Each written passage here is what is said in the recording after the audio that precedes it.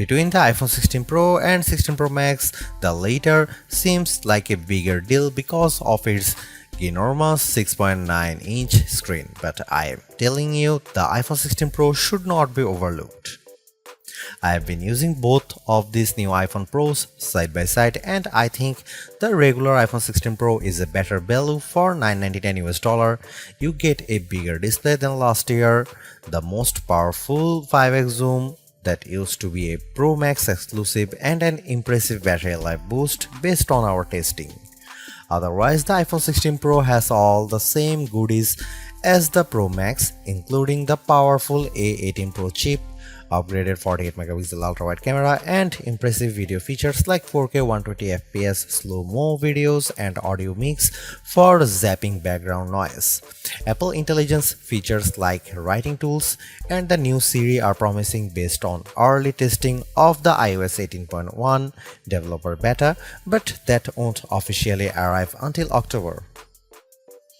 As you will see in my iPhone 16 Pro review, this is ounce for ounce one of the best phones you can buy and the best iPhone for power users on a budget, even if there's not a truly wow feature yet for Apple Intelligence yet. The iPhone 16 Pro is still a compact phone, but there is a trade-off with getting a larger display. It's now more of a mid-size phone now as opposed to a small phone as the size and weight have grown. This handset measures 5.89 by 2.81 by 0.32 inches and weighs 7.03 ounces, compared to 5.77 by 2.78 by 0.32 inches and 6.6 ounces for the iPhone 15 Pro. So the new iPhone is taller and wider and just as thin, but there's some more heft to it. The good news is that the iPhone 16 Pro is still easy to use with one hand as Apple made the bezels thinner. The design should be more durable too, as Apple claims that the ceramic shield display is 50% tougher. Plus, the band is still made of titanium, which is more durable than aluminum. The iPhone 16 Pro colors aren't very flashy compared to the regular iPhone 16. There's white titanium, black titanium, natural titanium, and the new desert titanium, which is like a soft rose gold. I prefer the desert hue because it looks new. Don't expect much new from the iPhone 16 display. The only real news beyond the size increase to 6.3 inches for this OLED screen is that it can get dimmer. The minimum is now just 1 nit. I put the two phones side by side in a dark room and I noticed the difference immediately. What's the benefit? You can use your phone in bed without disturbing your partner, and if you are using standby mode, the iPhone 16 Pro won't be as bright when you are using it overnight as an alarm clock. Otherwise, you get the same 120Hz refresh rate on this Pro Motion display and the same max brightness. Apple claims a peak brightness of 2000 nits outdoors and 1600 nits for HDR content. We simulate outdoor conditions with a flashlight and the iPhone 16 Pro reached 1553 nits. That's higher than the Galaxy S24 Ultra but way behind the Google Pixel 9 Pro. Apple has added a new button to the iPhone 16 Pro, but it's not technically a button. The camera control is a recessed capacitive switch that provides haptic feedback. Press once to launch right into the camera and press again to snap a photo. It's simple and works well in landscape and portrait mode. I found it easy to launch straight into the camera and I like that you can press and hold the camera control to record a video. Though, if you take your finger off the button, the video stops. I wish you could customize that. The camera control has a lot of tricks, including the ability to zoom in and out by sliding your finger left and right on the button, and a soft double press launches a mini menu. You can scroll through to tweak things like exposure, depth, and choose photographic styles. There's a learning curve to camera control, but I'm glad that it's an option. Plus, this frees up the action button on the left side of the iPhone 16 Pro for programming other shortcuts.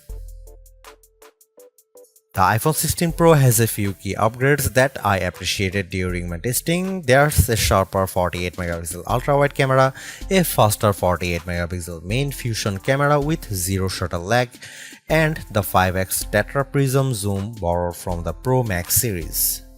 In addition, photographic styles are integrated directly into the camera and photos app, so you can change skin undertones and the mood effect of your photo on the fly. Plus, you can tweak it after the fact. To test the iPhone 16 Pro's faster performance, I had my son take a photo of me shooting a jump shot side by side with the iPhone 15 Pro, and the result is brighter and more detailed image. How does the iPhone 16 Pro compare to the best camera phones? I shot a number of pictures using the iPhone 16 Pro alongside the Samsung Galaxy S24 Ultra and the Google Pixel 9 Pro XL to find out. I put the ultra-wide camera to the test on the iPhone 16 Pro with this shot of a beach and Apple comes out on top. The colors are more natural through the iPhone versus the Galaxy S24 Ultra, and Samsung's peak looks distorted on the right side by the flowers. Here are some camera samples of iPhone 16 Pro.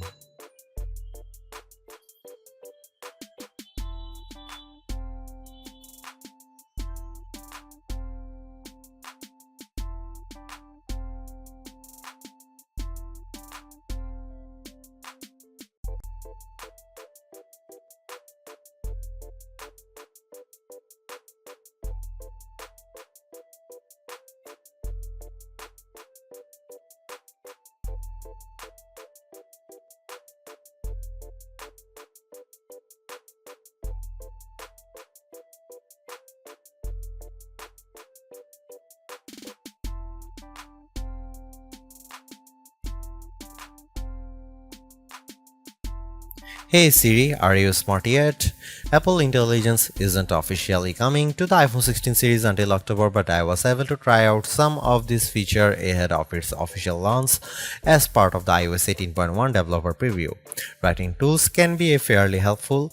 I used it to summarize a long note in the Apple Notes app and it came up with a useful summary. I also had fun with writing tools trying to rewrite an email I purposely wrote in a rude tone, choosing the professional option, and the result was indeed closer to what I would usually send.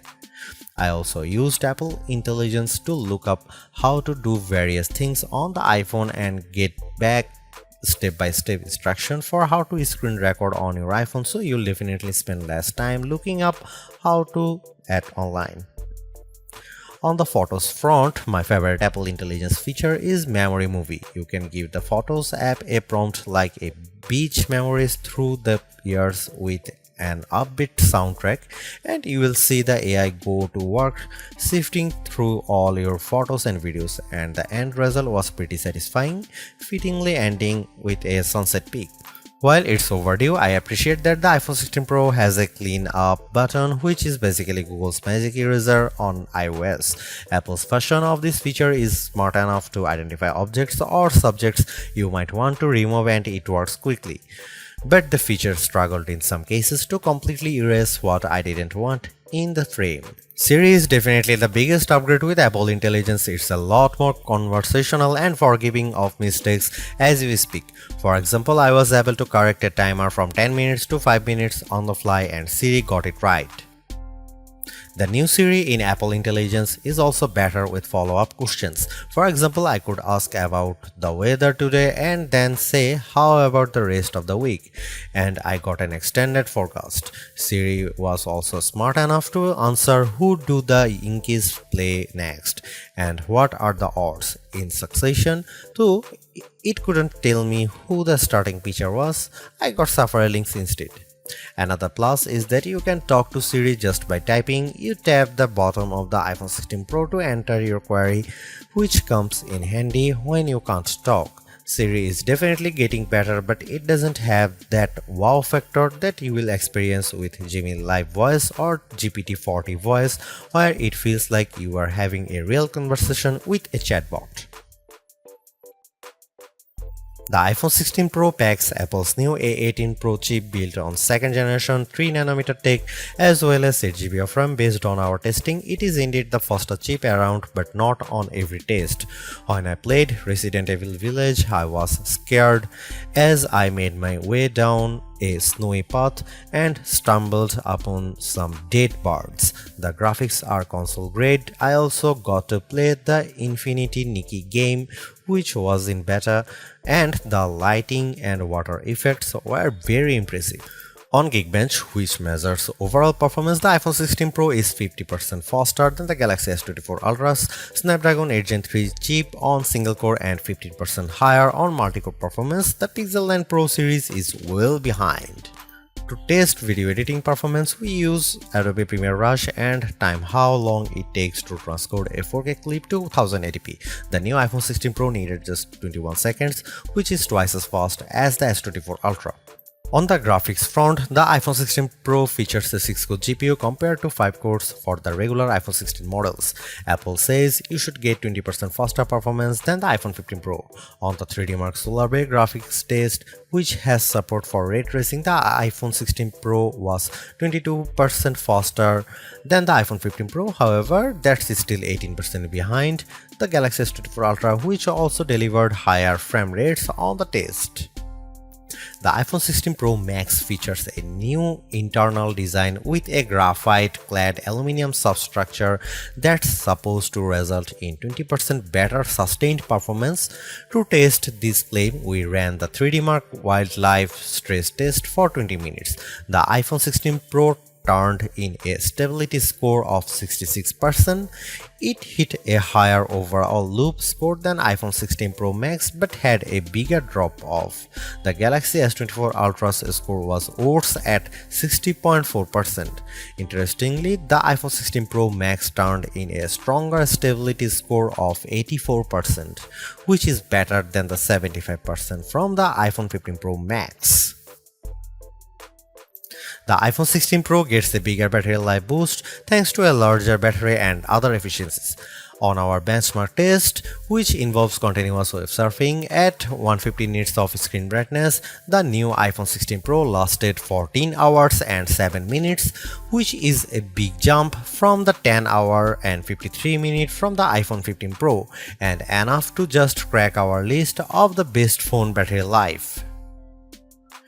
The Google Pixel 9 Pro lasted 13 hours 37 minutes, so it was a bit behind.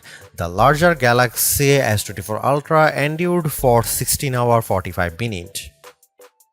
The bad news is that the iPhone 16 Pro has the same 20-watt charging speeds as before, so it wasn't a surprise to see it get to 56% capacity in 30 minutes. The Google Pixel 9 Pro's 45-watt charger was worse at 49%, but the S24 Ultra reached 71% in the same time. Despite reports that iPhone 16 Pro supports 45-watt charging, we did not see a difference in our testing. The good news is that MagSafe wireless charging sees a jump from 15W to 25W if you are using a 30-watt adapter. Overall, the iPhone 16 Pro is arguably the best flagship phone under $1,000. You get the same excellent cameras as the iPhone 16 Pro Max for $200 less, and I think the screen is big enough at 6.3 inches while being easy to use with one hand. I also like the improved battery life, handy camera control, and compelling audio mix feature for videos. The Apple Intelligence capabilities such as writing tools, the new Siri, and cleanup show promise, but some of the more exciting features like ChatGPT integration, image playground, and the Google Lens like visual intelligence are coming later. In terms of the competition, I think the Galaxy S24 Plus and Google Pixel 9 Pro have more compelling AI features right now, but I prefer the camera system from the iPhone in many cases and the extra performance from its A18 Pro chip. Should you upgrade to the iPhone 16 Pro? If you have an iPhone 13 Pro or older phone, I'd say yes. And if you have an iPhone 14 Pro, I'd say wait to see how well Apple Intelligence works once it fully rolls out before you buy.